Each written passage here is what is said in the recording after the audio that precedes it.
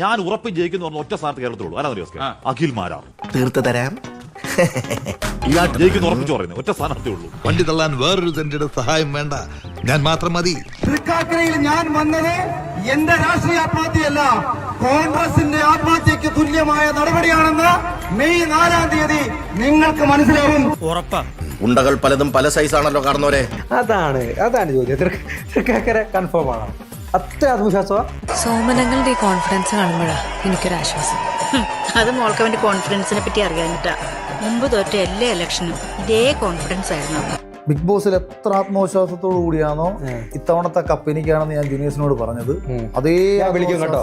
ഞാൻ വിളിക്കും 10 ദിവസം കഴിയുമ്പോൾ ഞാൻ പറയാം. ഇത് പാപ്പന്റെ മണ്ടത്തരങ്ങളുടെ പുസ്തകത്തിലേക്ക് ഒരു പുതിയ അധ്യായമായിരിക്കും. ഇവിടെ എനിക്കൊരു സ്പെഷ്യൽ മെൻഷൻ കൂടി ചെയ്തുകൊണ്ട് അവസാനിപ്പിക്കാം.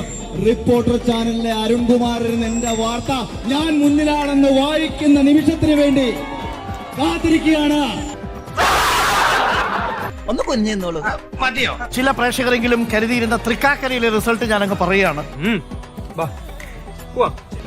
അഖിൽ രാജ് എന്ന അഖിൽ മാരാർ 10,000 വോട്ട് പോലും തിരിച്ചു പിടിച്ചിട്ടില്ല എന്നുള്ള കാര്യമാണ്. ചക്ക മുറിഞ്ഞു. അപ്പൊ ചക്ക വെട്ടി അവര് കറി ചക്കയുടെ കാര്യത്തിൽ തീരുമാനമായി. എന്തെന്ത് മോഹങ്ങളായിരുന്നു, എല്ലാം പാഴായി പോയല്ലോ ദൈവമേ. ചക്ക മത്സരിച്ച എല്ലാ മണ്ഡലങ്ങളിലും ചക്ക കുരു പോലും കിട്ടിയിട്ടില്ല എന്നുള്ളതാണ്. 2020 അടപടലം ചക്ക എല്ലാം ചീഞ്ഞുപോയി.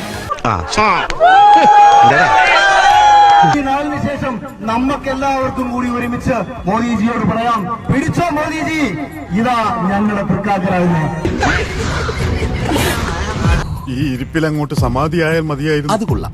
ചില്ലും കൂട്ടിലാക്കി മുമ്പിൽ ഒരു നേർച്ചപ്പെട്ടിയും വെച്ചാ ബാക്കിയുള്ളവന് ചെലവിന് കാശും കിട്ടും. ഇനി ഞാനിവിടെ നിന്ന് ഡയലോഗ് പറഞ്ഞ കരഞ്ഞു പോകും. കൊക്കിലൊതുങ്ങണ്ടേ കൊത്താവും മോനെ. Have A good day. Have A good day എന്ന് ഇനി നമ്മൾ എന്ത് ചെയ്യും?